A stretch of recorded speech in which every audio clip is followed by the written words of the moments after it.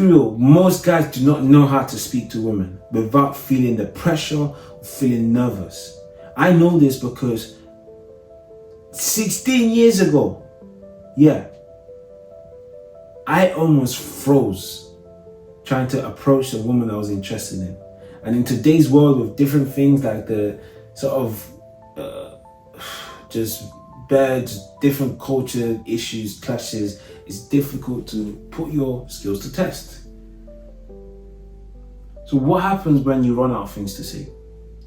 What happens when you embarrass yourself? What happens when she's simply not interested and she rejects you? You see, the problem is you don't know it, but women are like a lioness that smells blood when they sense your nervousness. They can feel it. It's like they can hear it in your voice, in your tonality, when you're whispering, when you're sweating in your every single move you're making, when your hands are shaking, they can sense it and see it, right? So that there alone is what makes you lose attraction.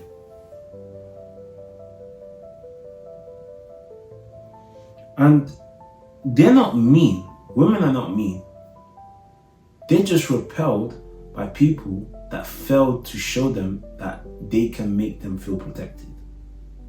Remember, no woman wants to protect herself and still have a man by her side. What are you, her body? Like, come on, right? Most women want to feel protected.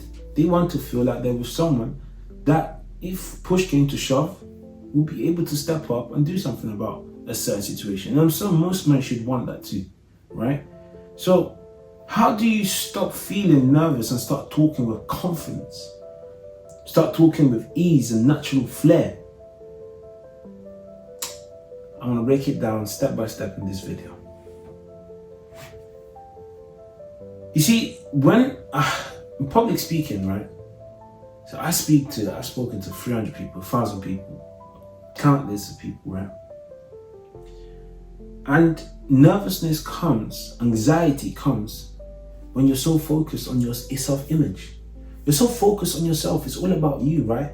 I remember my last talk where I was around 300 people, and a guy approached me and said to me, "How are you feeling?" Like, I want to know, you're a public speaker. Public speaking is one of the biggest fears a lot of people sort of face in today's generation, right? So how do you feel about it? And I'm like, I'm nervous, but I choose confidence. And when you're able to turn off switches in your head, saying, okay, I can acknowledge that I'm being nervous, but I can also acknowledge that I'm in control of this nervousness. If I'm not in control, then who is, right? It's my emotion. I own it. It's my nervousness. So I now choose to be confident, but most importantly, I choose to focus on them rather than me. You see, studies show that when a man, or let's look at anime for instance, when someone is motivated by trying to protect somebody else, their drive goes through the roof. Think of Goku. Whenever he was getting his ass kicked, what got him back on? It was the people he was trying to protect. Chi-Chi, Gohan, all the people that he loved, they all came back to him. And that's the man's super strength. You see, when you're speaking to a lady, and I'm going a bit far-fetched, but let me bring it back home to you guys. So when you're speaking to a lady, right, and you feel like she's like, you can sense the nervousness now, that you can feel it. Focus on her. I'm curious about what she's doing. I'm curious about where she's from. I'm curious about her in general. Ooh, I wonder what her name is. Hey, what's your name? Okay, where does that come from? Right? You're curious about her, but not in a desperate way, but it's almost like a genuine connection, like you genuinely want to connect. No strings attached. You're genuinely just interested in who she is as an individual. That there will almost eradicate any sort of nervousness, because you're removing the essence of I need to come across the way I want to come across, and you're just focusing on I want to make sure I get as much information about this person, and she now feels like she knows me too, right? So it's like you've gone from, oh, I wonder what she's gonna think about me, to no, I don't care what she thinks about me. I want to know about her. I hope this helps. So another thing is anxiety and sort of stressful hormones are released when you breathe fast. So in order for you to, when you slow it down, it kind of gives you the ability to regain sort of control and maneuver over what conscious emotions you want to portray. Okay. Number 2, the 3-second rule. Kill overthinking before it starts. I remember secondary school times, those were the trial period. Those were the real trial period. I would challenge myself to speak to random girls daily, right? If I felt that they were interesting, I'll go there, start speaking. But you see, the moment I stopped myself, while I was overthinking it, or I was like, ooh, should I do this, should I do that? That's when it's like the heartbreak stopped. So what I've done is I realized that if I give myself 3 seconds, 4 seconds to do something, I'm not gonna do it. So at the moment I count 1, 2, 3, I gotta go. Because if not, I'm not doing it, right? So that goes for the same for cold showers, that goes the same for any sort of disobedience to my natural response, okay? So create this 3-second rule where you can just genuinely say to yourself, you know what? It's 3 rules, no. And that's it. No explanation needed, because no is a complete sentence. Step 3, speak slower. Now, when you speak fast, what you're basically projecting is that you are wasting their time and whatever you're saying isn't valuable. However, when you slow things down, it allows the person that you're speaking to digest the information you're sharing. And it also gives you the time to think about the words you're going to say next. So think of it as, I'm controlling the pace here and I'm in charge of the situation, regardless of what you may think, right? I'm not really sure.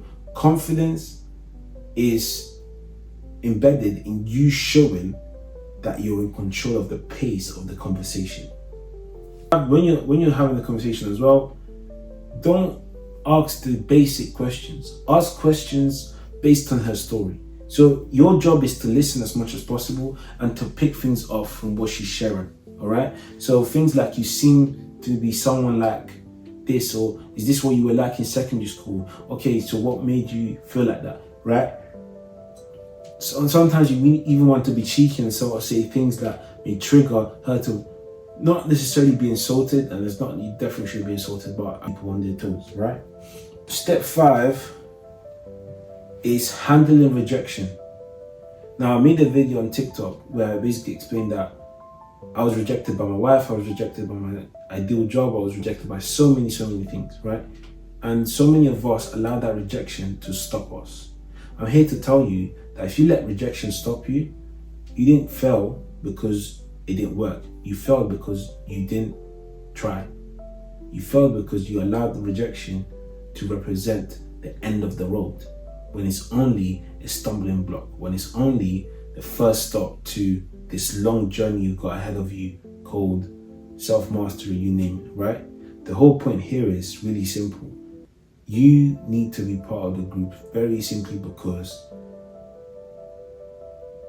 you need to be part of the group. I said, oh gosh, I'm getting tired again. So, reason why you need to be able to handle rejection, I propose, because just like myself, I was able to secure my wife by keeping the door open and being rejected with solid etiquette, right? So learn how to generally build a solid relationship with rejection. Guys spend years trying to figure this out, making awkward approaches, going to the club, buying bottles and ordering a table just so that they can feel more comfortable, getting into alcohol or trouble just so that they can get ghosted and be validated, right? So if any of this hits home, if you haven't applied any of this and you're looking to, please let me know in the comments how that's going. Let me know if they helped. I've got a few others, but I feel these were the top contenders that I would personally recommend in order for you to have a solid transformation from toddler to baby, right? I'm not sure I said that. Well, from lack of confidence to extreme confidence. Okay? So confidence isn't something you're born, right? But it is something you build. So you start building brick by brick. Okay? So if this video has helped you, please like in the comments and share what your top insights was from the video. And yeah, I'll see you in the next one. And like I always say, I'm rooting for you. Peace.